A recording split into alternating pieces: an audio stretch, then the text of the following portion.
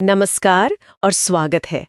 आज हम एक बहुत ही कह सकते हैं विशेष और गहन विषय पर चर्चा करने जा रहे हैं। नमस्कार।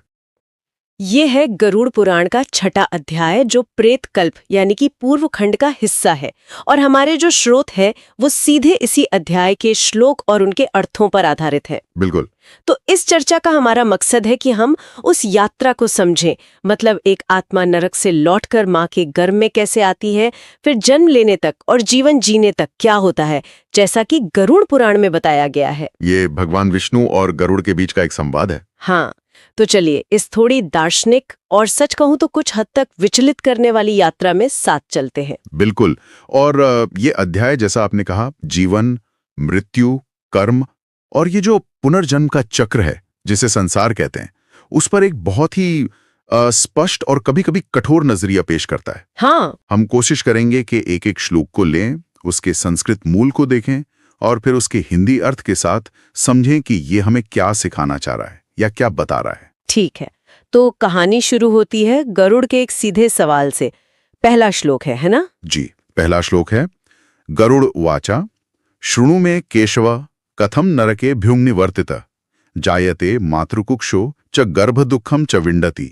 अच्छा। तो यहाँ गरुड़ भगवान विष्णु, जिन्हें यहाँ केशव कहा गया है, उनसे पूछ रहे हैं कि हे केशव, मुझे बताइए कि नरक भोगने के बाद वो आत्मा माँ के गर्भ में कैसे जन्म लेती है और फिर उसे गर्भ में क्या क्या दुख उठाने पड़ते हैं। तो ये सवाल ही आप देखें पूरी चर्चा की दिशा तय कर देता है। सही बात है। और फिर भगवान विष्णु जवाब देना शुरू करते हैं श्लोक 2 में। हाँ, श्लोक 2 है।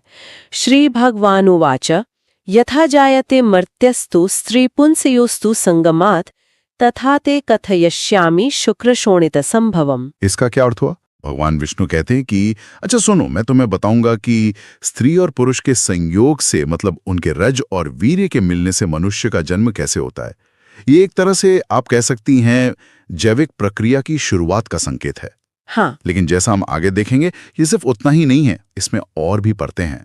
अच्छा, तो अगला श्लोक यानी श्लोक 3 वो गर्भाधान के समय और परिस्थितियों पर कुछ कहता है। हाँ, वो है ऋतुकालात् तृतीयनि ब्रह्मा हत्याभिवर्ष के इंद्रेण पातकाक्रांते देहा प्रारंभ्यते नृणाम। ये थोड़ा समझने में मुश्किल लग रहा है। ब्रह्मा हत्या, इंद्र। हाँ, ये थोड़ा जटिल है।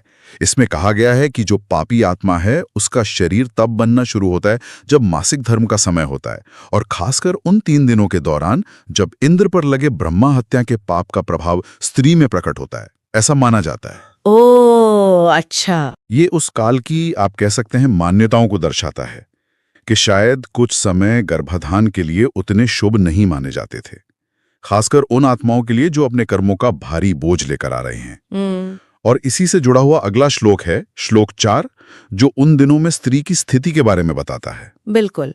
श्लोक 4 कहता है, चांडाली प्रथमे याहने द्वितीय ब्रह्म हातिनी तृतीय रजकी प्रोक्ता नरकेभ्यो निवर्तिता।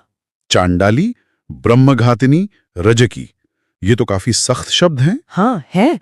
ये श्लोक दरअसल नरक से लौटी आत्मा को जन्म देने वाली माँ की उन दिनों की अनुष्ठानिक या कह लीजिए सामाजिक धार्मिक स्थिति का वर्णन करता है। पहले दिन चांडाल स्त्री के समान, दूसरे दिन ब्रह्महत्या करने वाली के समान और तीसरे दिन धोबिन के समान। तो इसका मतलब? यहाँ इन शब्दों को शायद शाब्दिक अर्थ में नहीं लेना चाहिए। ये उस समय की पवित्रता अपवित्रता की जो धारणाएं थीं उनके संदर्भ में है। मतलब ये दिन गर्भाधान के लिए कम उपयुक्त माने जाते थे। समझ गई। तो समय और स्थिति के बाद आत्मा का गर्भ में प्रवेश कैसे होता है, श्लोक 5 में इसका जिक्र है। हाँ, श्लोक 5 है, कर्मणा दैव नेत्रेण जंतुः प्राप्नोति विग्रहम स्त्री योनिम प्रविश्य तेव पुरुष बीज समाश्रयम। 5। इसमें कर्म की बात आ गई। हाँ, यहाँ कर्म का सिद्धांत बिल्कुल साफ नजर आता है। कहा गया है कि जीव, मतलब आत्मा, अपने कर्मों और दैवीय विधान के अनुसार, दैव नेत्रेण, इसे आप भाग्य कह सकते हैं या ईश्वरीय इच्छा, उसके अनुसार शरीर पाने के लिए पुरुष के वीर्य का सहारा लेकर स्त्री की योनि में प्रवेश करता है। अच्छा, यानी उसे कौन सा शरीर मिलेगा ये उसके अपने पिछले कर्मों पर निर्भर करता है। ये तो बहुत महत्वपूर्ण बात है। अच्छा, तो गर्भ में आने के बाद विकास कैसे होता है, क्या इसका भी वर्णन है? हाँ हाँ, बिल्कुल है, और काफी विस्तार से है। श्लोक 6 देखें, एक रात्रौ तु कललम पंचरात्रौ तु बुद्बुदम दशाहेतु करकंधुवत ततः पेश्यांडमेव च। कलल, बुदबुद, ये क्या है? ये विकास के चरण हैं। पहली रात में वो कल्लल यानी एक कोशिका जैसा होता है, 5 रातों में बुदबुद यानी बुलबुले जैसा, 10 दिन में करकंधु यानी बेर के फल जैसा थोड़ा कठोर, और फिर पेशी या अंड यानी मांस के लोथड़े या अंडे जैसा बन जाता है। अच्छा। ये शुरुआती बहुत तेज विकास के चरण है। और फिर महीने दर महीने का विकास आपने कहा था विस्तार से है। हाँ, वो श्लोक 7 और 8 में है, देखिए। मासेन शिरसो निष्पत्तिर द्विमासेन भुजाधिकम त्रिभिर्नाखानी रोमाणी त्वगस्थि लिंग छिद्रकम चतुर्भिर्धातवा सप्ता पंचमिक्षु त्रिशोद्भव षष्ठितु जराया वीतः कुक्षेर वामेतु चेष्टते। अरे, ये तो बहुत विस्तृत है। हाँ, है ना। पहले महीने में सिर बनता है, दूसरे में हाथ पैर वगैरह, तीसरे महीने में नाखून, बाल, त्वचा, हड्डी, लिंग और शरीर के जो क्षेत्र हैं वो बनते हैं। और आगे चौथे महीने में 7 धातुएं बनती हैं: रस, रक्त, मांस, मेद, अस्थि, मज्जा, शुक्र, जो आयुर्वेद के अनुसार शरीर के मूल तत्व हैं।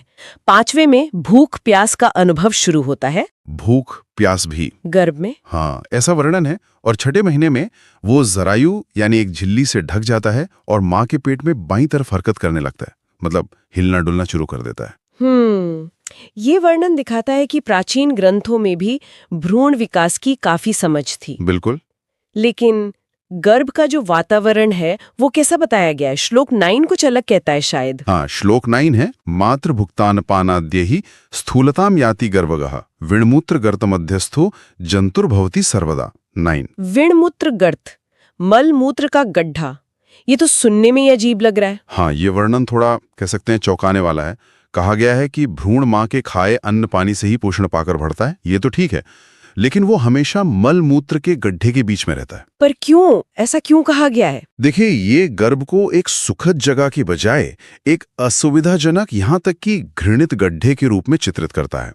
इसका उद्देश्य शायद ये दिखाना है कि जन्म लेने की प्रक्रिया और उससे पहले की अवस्था कष्टों से भरी है। ये वैराग्य की भावना जगाने का एक तरीका हो सकता है। अच्छा, मतलब ये तकलीफें सिर्फ वातावरण तक ही सीमित नहीं है। श्लोक 10 में कुछ और भी हैं। हाँ, बिल्कुल। श्लोक 10 देखिए, भक्ष्यमाणाः कृमिभिर क्षुधार्तैरति कोमलैः सर्वांगेषु च तद्वद्वै वेदनाभ्यो मुहुर्मुहुः। 10 कृमि, कीड़े। हाँ, ये वर्णन और भी तीव्र है। कहा गया है कि उसके कोमल शरीर को भूखे कृमि काटते रहते हैं। अब ये कृमि शायद परजीवी हो या किसी तरह के संक्रमण का संकेत हो, ये कहना मुश्किल है, लेकिन इससे उसे बहुत पीड़ा होती है और वो बार बार बेहोश हो जाता है। बाप रे। ये गर्भ के अंदर के संघर्ष और कष्ट को दिखाता है। और माँ जो खाती पीती है उसका भी सीधा असर होता है। श्लोक 11 में यही है। एकदम। श्लोक 11, कटु तीक्ष्ण उष्ण लवण क्षारम लादिभिः सकृत मातुराहार दोषेण व्यथाम प्राप्नोति सर्वतः। 11 मतलब भ्रूण जो नाल और नसों से बंधा है, माँ के खाए हुए कड़वे, तीखे, गरम, नमकीन, खट्टे या और भी जो हानिकारक चीजें हैं, उनके कारण पूरे शरीर में दर्द महसूस करता है।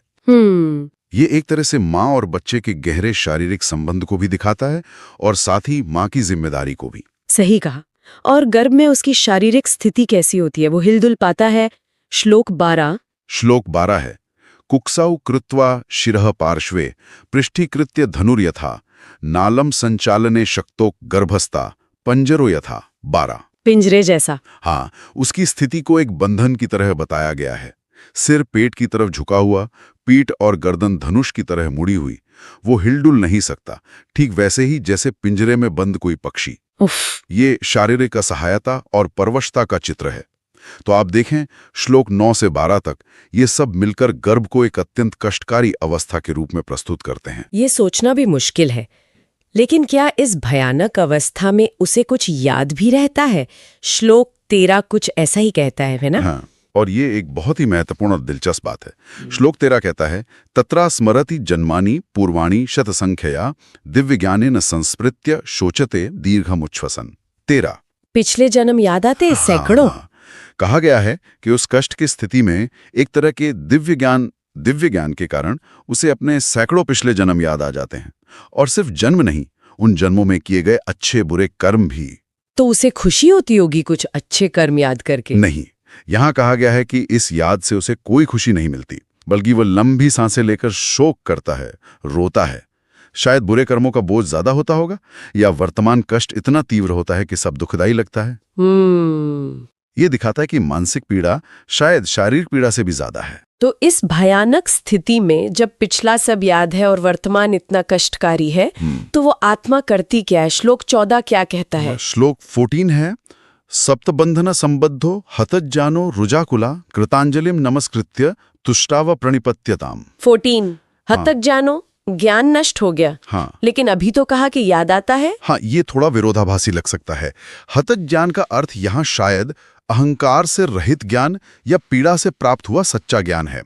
मतलब उसे अपनी असलियत का, अपने कर्मों का ज्ञान होता है, और इस ज्ञान से युक्त होकर 7 तरह के बंधनों में जकड़ा हुआ, ये शारीरिक परतें हो सकती हैं या कर्मों के बंधन, कांपता हुआ वो हाथ जोड़कर ईश्वर की स्तुति करता है जिसने उसे इस गर्भ में डाला है। अच्छा, तो वो प्रार्थना करता है। हाँ, यहाँ से उसकी प्रार्थना शुरू होती है। और 7वें महीने में कहते हैं चेतना और बढ़ जाती है, श्लोक 15 में। हाँ, श्लोक 15, लब्ध्वा तु सप्तमे मासी ज्ञानम भवति गर्भगा चलति स्फुरति स्थानाद एकस्मात् प्रणिदानवात्। तो ज्ञान बढ़ने से क्या होता है? ज्ञान या चेतना और विकसित होती है, लेकिन तभी प्रसूति वायु, शायद जन्म के समय चलने वाली हवाएं या माँ के पेट में होने वाले संकुचन, उसके कारण वो एक जगह टिक नहीं पाता, कांपता और हिलता रहता है, जैसे पेट में कोई कीड़ा हो। तो चेतना बढ़ने के साथ कष्ट भी बढ़ जाता है, ऐसा लगता है। स्थिति और अस्थिर हो जाती है। इसके बाद वो ईश्वर से एक लंबी प्रार्थना करता है ना? श्लोक 16 से 23 तक। क्या आप उसके कुछ मुख्य बिंदु बता सकते हैं? जरूर। ये प्रार्थना उसकी उस समय की दशा, उसकी बेबसी, पछताव और ईश्वर पर पूरी तरह निर्भरता को दिखाती है। जैसे श्लोक 16 में वो कहता है, शरणम व्रजामि विष्णुम श्रियोधिपतिम जगतपतिम देवम शरणागत सुखकरणम करुणामयम दुष्टानाशनम। यानी मैं लक्ष्मीपति, जगत के स्वामी, शरण में आए हुए को सुख देने वाले, करुणा के सागर और दुष्टों का नाश करने वाले भगवान विष्णु की शरण में जाता हूं। और अपनी दशा के बारे में क्या कहता है? क्या उसे अपनी गलतियों का एहसास होता है? हाँ, बिल्कुल। श्लोक 17 में वो अपने भ्रम को स्वीकार करता है। अहम मोहितोस्मि मायाया तव देह पुत्र कलत्रादिषु मम कारेण भ्रमामि भगवन अहंकार विमूढ़ दीह। क्या कह रहा है वो कहता है, हे भगवन, मैं आपकी माया, वो भ्रम पैदा करने वाली शक्ति, उसके कारण शरीर, पुत्र, पत्नी, इन सब में मोहित हूं, फंसा हुआ हूं। मेरापन, ममकार और अहंकार के कारण मैं मूर्ख बनकर भटक रहा हूं। यहाँ माया का जिक्र बहुत महत्वपूर्ण है। ये वो पर्दा है जो हमें सच देखने से रोकता है। और गर्भ की पीड़ा का फिर से जिक्र आता है इन प्रार्थनाओं में। हाँ, आता है।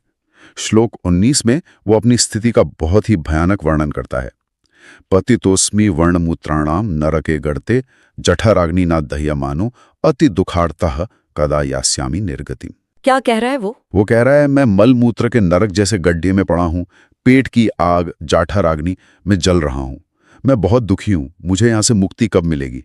ये उसकी चरम पीड़ा को दिखाता है। लेकिन आपने पहले कहा था कि प्रार्थना के अंत में उसकी इच्छा कुछ बदल जाती है, ये कैसे? हाँ, ये बहुत ही दिलचस्प मोड़ है। प्रार्थना करते करते अपने पिछले कर्मों और संसार के दुखों को याद करके वो गर्भ से बाहर निकलने से भी डरने लगता है। बाहर आने से। हाँ। वो सोचता है कि बाहर जाकर मैं फिर से इसी माया में फंस जाऊंगा, फिर से वही रिश्ते नाते, वही पाप पुण्य, और अंत में फिर यही कष्ट। इसलिए वो भगवान से कहता है कि मुझे यहीं रहने दो, ताकि मैं आपके चरणों का ध्यान कर सकूं। बाप रे। वो बाहरी दुनिया के मोह और कष्ट से बचने के लिए गर्भ के इस भयानक कष्ट को भी बेहतर समझने लगता है। एक तरह का वैराग्य है ये, जो डर से उपजा है। ये तो सचमुच सोचने वाली बात है, गर्भ से बाहर आने से डरना, लेकिन अंततः जन्म तो होता ही है। तो वो कैसे होता है? श्लोक 24। हाँ, जन्म तो होता है। श्लोक 24 कहता है, इत्थम स दशमासीयः संपूर्णांगो विचिन्तयन् ज्ञानोदयम च संस्मृत्य वायुना निष्क्रमत्यधा। 24। मतलब सोच विचार और प्रार्थना कर ही रहा होता है कि अचानक प्रसूति वायु उसे सिर के बल नीचे की ओर धकेल देती है और उसका जन्म हो जाता है। अच्छा। जन्म का क्षण भी पीड़ादायक बताया गया है। और आपने कहा था एक बड़ा बदलाव आता है। हाँ। वो क्या है श्लोक 25 में? हाँ, श्लोक 25 है, स वायुना बलवता निष्क्रमत्यधः शिरः निष्पीड्यमानो बलवान कृच्छ्राणि निश्वसया निष्क्रमेत 25। उसे जोर से बाहर धकेला जाता है, सिर नीचे होता है, वो बड़ी मुश्किल से, बहुत तकलीफ से सांस लेता हुआ बाहर आता है। और सबसे महत्वपूर्ण बात, इस पूरी प्रक्रिया के दबाव और आघात से गर्भ में उसे जो भी ज्ञान था, जो पिछले जन्मों की स्मृति थी, वो सब नष्ट हो जाती है। क्या सब कुछ भूल जाता है? वो सारी प्रार्थनाएं, वो ज्ञान? हाँ, श्लोक 26 यही कहता है, पतितो भूमो विमध्य कीटवत परिवर्तते विपरीताम गतिम प्राप्य रुदेते ज्ञान वर्जिता। तो इसका मतलब जमीन पर गिरते ही यानी जन्म लेते ही वो मलमूत्र वगैरह में लिपटे हुए कीड़े की तरह लौटता है। उसकी दशा पूरी तरह उलट जाती है। विपरीताम गतिम प्राप्य, वो गर्भ के उस सारे ज्ञान से रहित, ज्ञानावर्जिता होकर जोर जोर से बस रोता है। वो अब पूरी तरह एक असहाय अज्ञानी शिशु है। गर्भ का वो गहरा ज्ञान और जन्म के बाद ये घोर अज्ञान, ये तो बहुत बड़ा विरोधाभास है। और इसी पर अगला श्लोक 27 एक बहुत गहरा विचार प्रस्तुत करता है ना। हाँ बिल्कुल। और ये श्लोक मैं कहूंगा इस पूरे अध्याय का सार है। ये गर्भे या जायते बुद्धिर यदि तिष्ठेत सा सर्वदा श्मशाने वा पुराणे वा को न मुच्चेता बंधनात्। ये क्या कहता है? ये कहता है कि अगर वो बुद्धि या वो वैराग्य का भाव जो गर्भ में उन कष्टों के कारण पैदा होता है, या फिर कभी बीमारी में, या श्मशान घाट पर मृत्यु को एकदम करीब देखकर, या फिर पुराणों की कथा सुनते समय पैदा होता है, अगर वो भाव हमेशा बना रहे, स्थायी हो जाए, हाँ, तो भला कौन है जो इस संसार के बंधन से मुक्त नहीं हो जाएगा। वाह। जन्म लेते ही माया फिर से अपना काम शुरू कर देती है। अच्छा। श्लोक 28 है, निष्क्रांतश्चैव जठरात् कर्मणा स्वयमेव हि ततो वैष्णवया मायासा विमोह्यते नरः 28। बिल्कुल, जैसे ही वो गर्भ से बाहर आता है, अपने कर्मों का फल भोगने के लिए संसार में आता है, वैसे ही भगवान विष्णु की माया उसे फिर से मोहित कर लेती है, अपने जाल में फंसा लेती है। वो सांसारिक भ्रम में पड़ जाता है और गर्भ के अनुभव और ज्ञान को पूरी तरह भूल जाता है। और फिर शुरू होता है शैशवावस्था का दौर, जिसके अपने कष्ट हैं, जैसा कि हमने पहले सुना था। श्लोक 29 से 32 तक इसका वर्णन है ना? हाँ, ये श्लोक शिशु की पूर्ण निर्भरता और उसकी लाचारी, उसकी असहायता को दर्शाते हैं।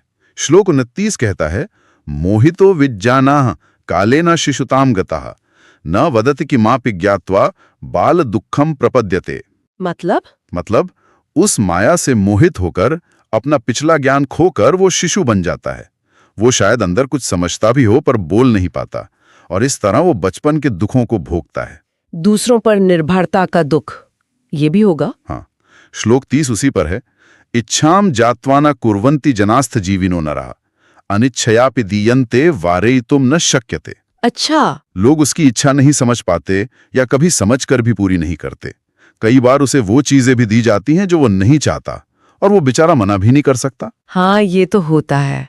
और शारीरिक कष्ट भी होते होंगे। श्लोक 31। बिल्कुल। श्लोक 31, अशुचौ शयने शेते मलक्लिन्ने न च क्षमा खंडुयने अंगानाम नोत्थाने न च चेष्टने। यानी उसे गंदे गीले बिस्तर पर लेटना पड़ता है। कहीं खुजली हो रही हो तो खुजा नहीं सकता, खुद से उठ बैठ नहीं सकता, हिलडुल नहीं सकता, पूरी तरह पराधीन। और बाहरी चीजों से भी परेशानी होती होगी, मच्छर, मक्खी। श्लोक 32। हाँ, श्लोक 32, मशका दंशा मक्षिका दयः दंशन्ति त्वक विहीनस्य कृमयो रुदतो यथा। 32, यानी मच्छर, डांस, जो एक तरह की बड़ी मक्खी होती है, खटमल वगैरह उसे काटते हैं। उसकी त्वचा बहुत कोमल होती है ना, और वो बेचारा बस रोता रहता है, जैसे कीड़े किसी असहाय जीव को काटते हैं। तो ये सब मिलकर शैशवावस्था के कष्टों का एक बहुत ही दुखद चित्र पेश करते हैं। बचपन के इन दुखों के बाद आती है युवावस्था। क्या तब चीजें कुछ बेहतर होती हैं, कुछ आशा बंधती है? श्लोक 33 क्या कहता है? श्लोक 33 है, एवं बाल्यादिकम दुःखम भुक्त्वा यौवनम आपनुयात तत्रापि दुर्मति प्राप्या कुपथम प्रतिपद्यते। 33 कुपथ, गलत रास्ता। तो मतलब युवावस्था में भी राहत नहीं। इस पाठ के अनुसार तो नहीं, बचपन के दुख भोगकर वो जवानी में पहुंचता तो है, लेकिन वहां भी बुरी बुद्धि, दुर्मति पाकर गलत रास्ते, कुपथ पर चल पड़ता है। कैसा गलत रास्ता? क्या बताया गया है इसके बारे में? श्लोक 34। हाँ, श्लोक 34 बताता है, दुर्बुद्धिर संगतिम कृत्वा पापानाम पापसंगिनाम, शास्त्र सज्जन विद्वेषी परस्त्री रतिरोषणा। 34। बाप रे। हाँ, वो बुरे विचारों वाला बनकर पापियों और दुष्ट लोगों की संगति करने लगता है, शास्त्रों और अच्छे लोगों से नफरत करता है। शास्त्र सज्जन विद्वेषी, पराये स्त्रियों में बहुत आसक्त, परस्त्री रति होता है और बहुत क्रोधी, अतिरोषण बन जाता है। और इस आसक्ति, इस कामुकता का अंजाम क्या होता है? श्लोक 35 में शायद कोई उपमा दी गई है। हाँ बिल्कुल, श्लोक 35, कामिनीम कामयानः सा तद्वशो मदनातुरः पतत्यंध तमस्येव पतंगो वहनी मुखे यथा। 35। पतंगे की तरह आग में गिरना। हाँ, वही उपमा है। वो किसी आकर्षक स्त्री की कामना करते हुए कामदेव से पीड़ित होकर उसके हाव भाव के वश में होकर घोर अंधकार, जो अज्ञान या दुख का प्रतीक है, में ठीक वैसे ही गिर जाता है जैसे पतंगा आग की लौ में बिना सोचे समझे गिरकर जल जाता है। इंद्रियों का खतरा कितना बड़ा है, इसे श्लोक 36 शायद और स्पष्ट करता है। 5 प्राणियों का उदाहरण है उसमें। हाँ, ये एक बहुत प्रसिद्ध उदाहरण है। श्लोक 36, मृगमत्स्यंग पतगंग भृंगाः पंच च पंच बिहन्यन्ते हत संकल्पाः पंचैकेन प्रमाथिना। कौन कौन से प्राणी हैं ये? हिरण, जो सुनने शब्द के कारण शिकारी के जाल में फंसता है। हाथी, जो स्पर्श, हथीनी के स्पर्श के लोभ में गड्ढे में गिरता है। पतंगा, जो देखने रूप यानी दीपक की लौ के कारण जलता है। भौरा, जो सूंघने गंध, कमल की गंध के चक्कर में रात को कमल में बंद हो जाता है। और मछली, जो चखने रस यानी कांटे में लगा चारा के लालच में मारी जाती है। अच्छा। तो ये 5 प्राणी अपनी सिर्फ एक एक इंद्रिय के वश में होकर मारे जाते हैं। तो सोचिए, वो इंसान कैसे नहीं नष्ट होगा जो अपनी 5 इंद्रियों से 5 तरह के विषयों का भोग करता है। बात तो सही है, ये इंद्रिय संयम की जरूरत पर बहुत जोर देता है। बिल्कुल। और युवा अवस्था में इच्छाएं पूरी न हो तो गुस्सा आता है, अहंकार भी बढ़ता है। श्लोक 37 इसी बारे में है। हाँ, श्लोक 37, अप्राप्यम अभिवांछति कोपाक्रांत शुचान्दिता अभिमानोधिकम तत्र वर्धते देहवर्धनात्। 37। इसका क्या मतलब हुआ? वो उन चीजों की इच्छा करता है जो उसे मिल नहीं सकती। अप्राप्यम अभिवांछति, और जब वो नहीं मिलती तो अज्ञान के कारण वो गुस्सा करता है, शोक करता है। और जैसे जैसे शरीर बढ़ता है, जवानी आती है, वैसे वैसे उसका घमंड, अभिमान और गुस्सा भी बढ़ता जाता है। और इस कामना और गुस्से का नतीजा फिर झगड़ा और विनाश भी हो सकता है। श्लोक 38। हाँ, श्लोक 38 कहता है, कामुकस्तु रिपून कृत्वा कलहम स्वविनाशनम हन्यते बलवद्भिस्तु गजो गजपतिर्यथा। 38। हाँ, मतलब कामी व्यक्ति, मतलब जो इच्छाओं में फंसा है, वो अपनी इच्छाओं को पूरा करने के लिए दुश्मन बनाता है, झगड़ा करता है, और ये झगड़ा उसी के विनाश का कारण बनता है। वो अपने से ज्यादा ताकतवर लोगों द्वारा वैसे ही नष्ट कर दिया जाता है जैसे एक हाथी दूसरे ज्यादा बलवान हाथी द्वारा मारा जाता है। ये सब सुनकर तो ऐसा लग रहा है कि जैसे मानव जीवन को व्यर्थ गंवाने की बात बार बार कही जा रही है। श्लोक 39 भी कुछ ऐसा ही कहता है। हाँ बिल्कुल, श्लोक 39 सीधे यही सवाल पूछता है, कौन्योस्ति पातकी लोके यो नरो विषयात्मकः लब्ध्वा मनुष्य लोकम च ही यति दुर्लभम अव्ययम। मतलब इस दुनिया में उस इंसान से बड़ा पापी और कौन हो सकता है जो इंद्रियों के विषयों में ही डूबा रहता है, विषयात्मकः, और इस अत्यंत दुर्लभ और अनमोल अव्ययम, जिसका क्षय नहीं होना चाहिए, जो व्यर्थ नहीं जाना चाहिए, मानव जन्म को पाकर भी उसे यूं ही गंवा देता है। मानव जन्म की दुर्लभता पर अगले श्लोक में शायद और जोर दिया गया है। श्लोक 40। हाँ, श्लोक 40 और उसका अगला हिस्सा 40.1 इसी बात को और बल देता है। शतजन्म शतः प्राप्य मनुष्यत्वम ही दुर्लभम ततोपि दुर्लभतरम द्विजत्वम च सुदुर्लभम। 40 यदात्म विषय ग्रासम दत्वा मूढ़ो विनश्यति। 40.1 द्विजत्व ये क्या है? ये कहता है कि सैकड़ों जन्मों के बाद कहीं जाकर ये दुर्लभ मनुष्य जन्म मिलता है, और उससे भी दुर्लभ है द्विज के रूप में जन्म लेना। द्विज का मतलब है जिनका दूसरा जन्म संस्कार जैसे उपनयन द्वारा होता है, यानी वो वर्ण जैसे ब्राह्मण, क्षत्रिय, वैश्य, जिन्हें पारंपरिक रूप से आध्यात्मिक ज्ञान प्राप्त करने का अधिक अवसर और जिम्मेदारी मानी जाती थी। अच्छा। और ऐसा अत्यंत दुर्लभ जन्म पाकर भी जो मूर्ख सिर्फ अपनी इंद्रियों को खुराक देता रहता है, आत्म विषय ग्रासम दत्वा, वो मानो हाथ में आए अमृत को गिरा देता है। मतलब मोक्ष पाने का, इस चक्र से निकलने का महान अवसर खो देता है। तो इस तरह जीवन बिताने के बाद अंत क्या होता है? फिर से वही नर्क? श्लोक 41। हाँ, श्लोक 41 वही कहता है, वृद्धत्वम प्राप्य दुःखार्थो महारोगे प्रपीड़ितः मृत्युकालेपि संप्राप्ते गच्छति एव यथागतम। 41 मतलब अंत में बुढ़ापा आता है, वहां वो दुखी रहता है, बड़ी बड़ी बीमारियों से घिरा रहता है, और जब मौत का समय आता है तो वो वैसे ही दुख भरे नरक लोक को चला जाता है जहां से वो आया था, यथागतम, क्योंकि उसने इस जीवन का सही उपयोग नहीं किया, कर्मों का बंधन और बढ़ा लिया। ये तो सचमुच कर्म और पुनर्जन्म का एक कभी ना खत्म होने वाला निराशाजनक चक्र लगता है। श्लोक 42 इसी चक्र की बात करता है। हाँ, भगवान विष्णु श्लोक 42 में यही कहते हैं, एवं कर्मणि पाशेन बद्धाः पापाः सुदारुणाः मम माया विमूढ़ात्मा न मुच्यन्ते कदाचन। 42 कि इस तरह कर्म के फंदे, कर्मपाश में बंधे हुए ये भयानक पापी लोग मेरी माया से मोहित होकर माया विमूढ़ आत्मा कभी भी इस चक्र से मुक्त नहीं हो पाते हैं। और इसी के साथ भगवान विष्णु गरुड़ को दिया अपना जवाब समाप्त करते हैं। अंतिम श्लोक 43। हाँ बिल्कुल, अंतिम श्लोक 43 और उसका अगला हिस्सा है, इत्येवं कथितं तुभ्यं यथा पापी हि गच्छति नरकान् विनिष्क्रम्य भूतले चोपजायते। 43 किम भूयः श्रोतुम इच्छसि। 43.1।